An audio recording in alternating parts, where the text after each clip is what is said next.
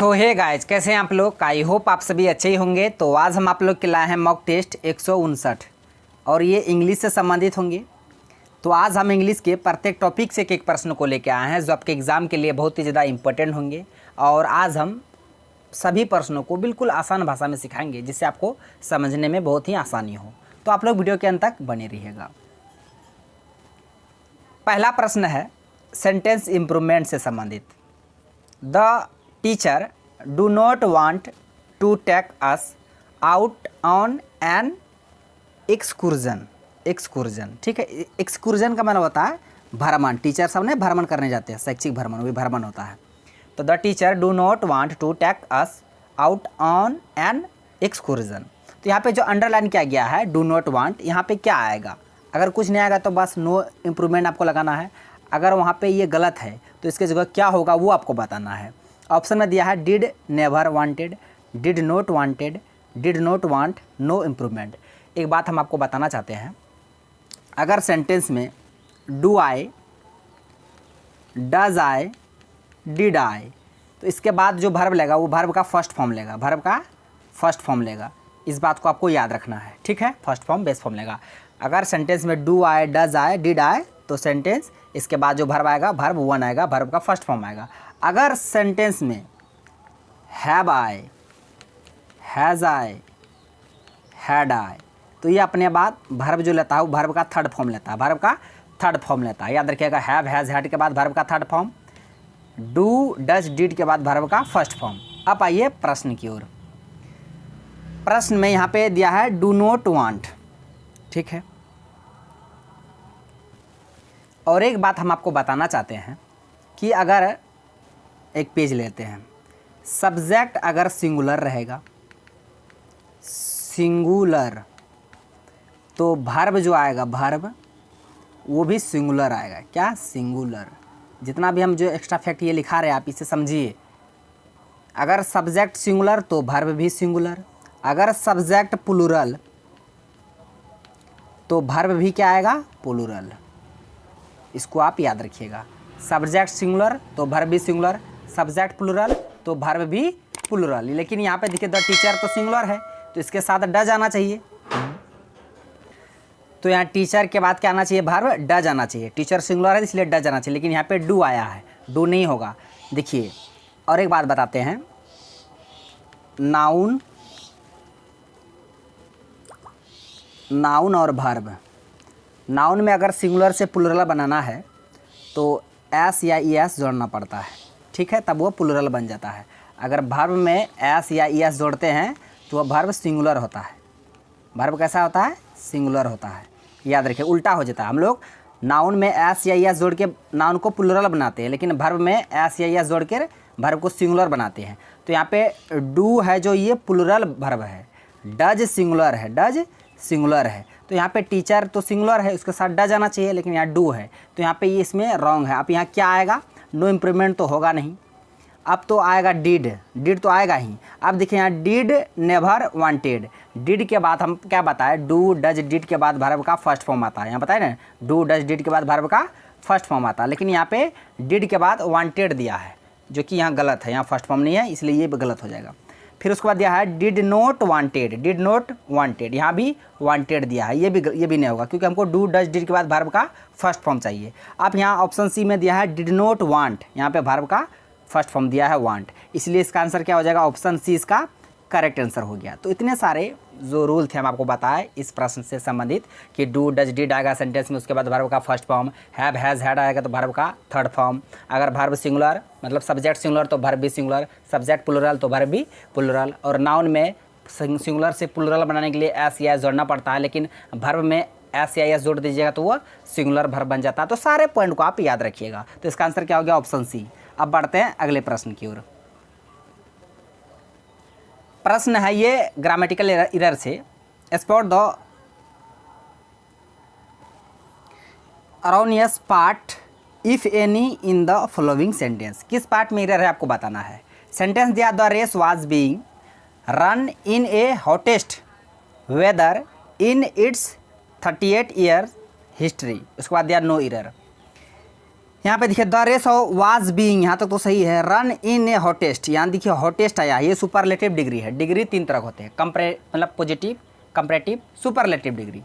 तो देखिए हॉटेस्ट जो है, हॉटेस्ट HOTTEST, हॉटेस्ट ये सुपरलेटिव डिग्री है। और सुपरलेटिव डिग्री से पहले जो आर्टिकल आता है वो द आर्टिकल आता है। कौन सा आर्टिकल आता है? द आर्टिकल आता है, डेफिनेट आर्टिकल आता है। आर्टिकल वैसे ए एन दो को आर्टिकल बोलते हैं, लिख देते हैं ए एन और द, ये तीनों को आर्टिकल कहा जाता है। द को डेफिनेट आर्टिकल, डेफिनेट आर्टिकल कहा जाता है द को, और ए एन को इनडेफिनिट, ए एन को इनडेफिनिट आर्टिकल कहा जाता है, याद रखिएगा। और सुपरलेटिव डिग्री से पहले आर्टिकल द का प्रयोग होता है, आप याद रखिएगा। सुपरलेटिव डिग्री से पहले आर्टिकल ए एन का प्रयोग नहीं होता, आर्टिकल द का प्रयोग होता है। लेकिन यहाँ पे आर्टिकल ए का प्रयोग क्या है, जो कि यहाँ गलत है। यहाँ पे द आना चाहिए।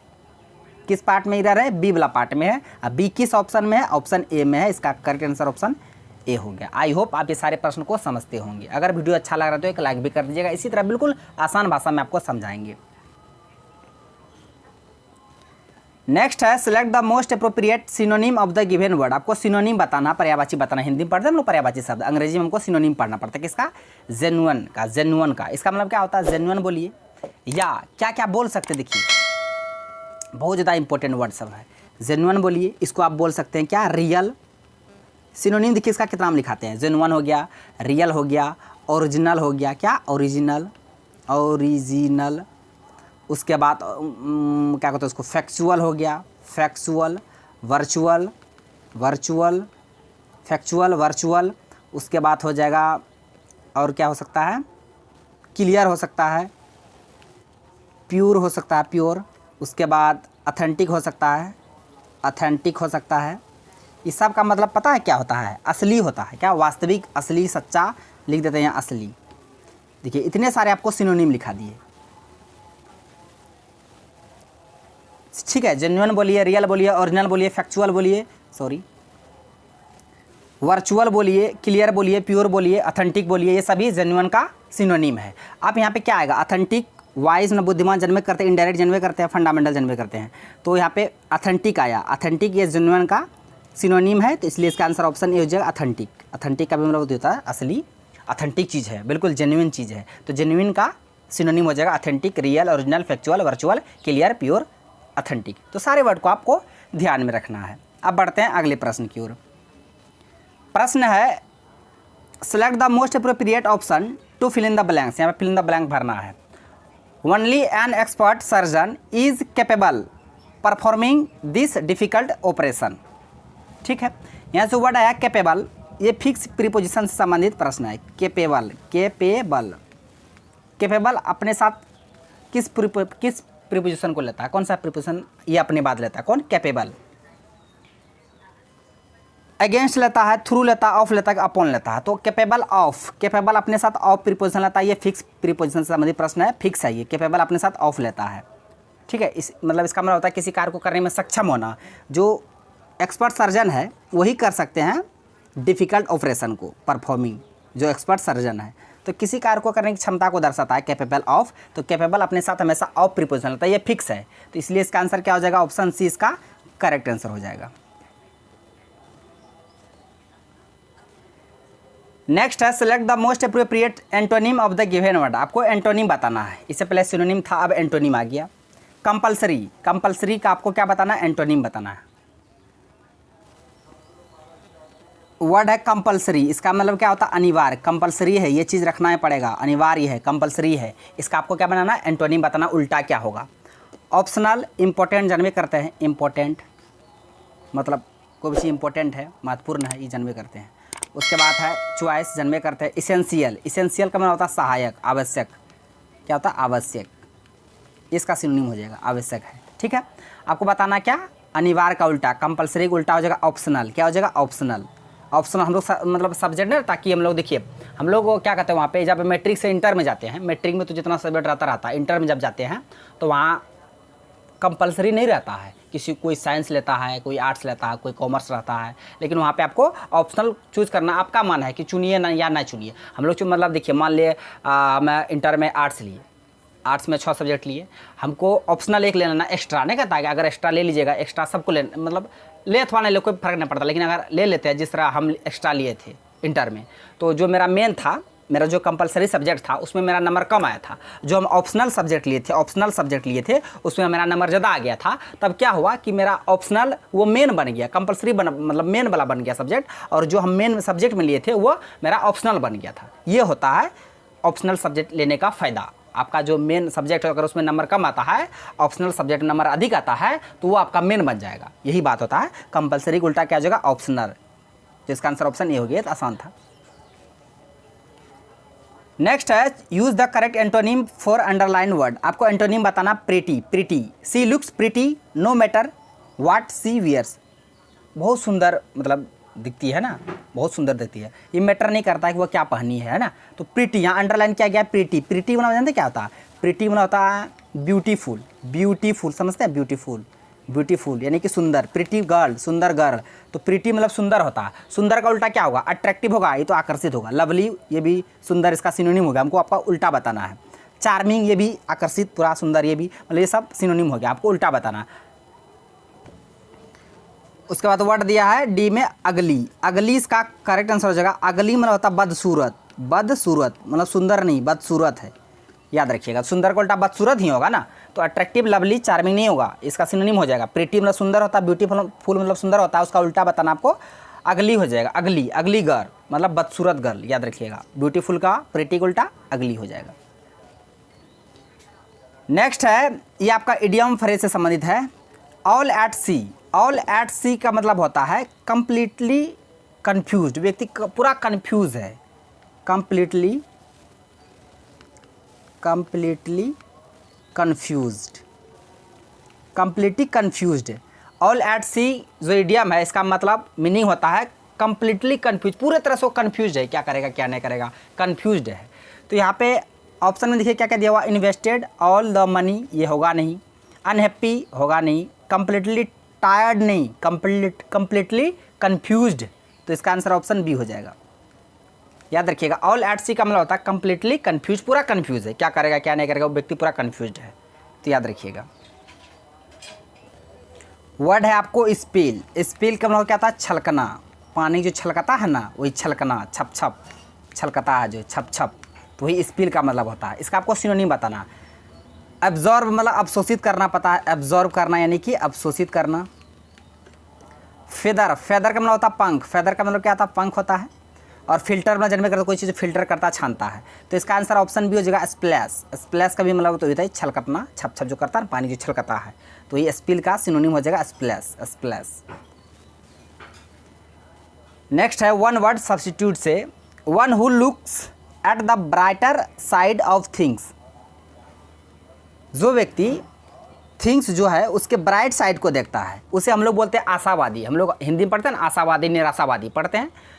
तो जो व्यक्ति ब्राइट साइड को देखता है थिंग्स के, उसको बोलते हैं हम क्या, आशावादी, ऑप्टिमिस्ट। क्या बोलते हैं, ऑप्टिमिस्ट। इसका जस्ट अपोजिट हो जाएगा पेसिमिस्ट। पेसिमिस्ट का मतलब होता है निराशावादी, निराशावादी। ऑप्टिमिस्ट का मतलब होता है आशावादी, आशावादी। याद रखिए, बहुत बार एग्जाम में पूछा गया ये। One who looks at the brighter side of things, वो हो जाएगा ऑप्टिमिस्ट। और ऑर्फेन, ऑर्फेन का मतलब क्या होता है, जिसके माता पिता नहीं हो, जो अनाथ बोलते हैं ना, ऑर्फेन का मतलब होता है अनाथालय, तो ऑर्फेन का मतलब वो हुआ। ऑर्फेन का मतलब बता दिए, अनाथ होता है। ऑर्थोडॉक्स मतलब होता है रूढ़िवादी, कट्टर जिसको बोलते हैं ना, कट्टर रूढ़िवादी, वो होता है ऑर्थोडॉक्स। तो चारों वर्ड का मीनिंग को बता दिए, याद रखिएगा। आशावादी उल्टा निराशावादी। ऑप्टिमिस्ट यहाँ पे कभी कभी ना एंटोनिम सिनोनिम में आ जाएगा, एंटोनिम में, कि ऑप्टिमिस्ट का अपोजिट पेसिमिस्ट हो जाएगा, आशावादी निराशावादी। नेक्स्ट है find the correct meaning of the idiom. इस इडियम में आपको मीनिंग बताना कि have a blast. Have a blast का मीनिंग क्या होगा, बहुत ज़्यादा इंपॉर्टेंट वर्ड है, इसको देखिए आप। हैव ए ब्लास्ट, इसका मीनिंग देखिए क्या क्या होता है। हैव ए ब्लास्ट का मतलब होता है have a good time, have a good time. और इसका मीनिंग होता है उसको क्या बोलते हैं, उसको to enjoy yourself, enjoy yourself. उसके बाद इसका और एक मीनिंग होता है हैविंग फन, हैविंग फन। एक और मीनिंग होता है इसका, उसको क्या बोलते हैं, have a wonderful time, have a wonderful time.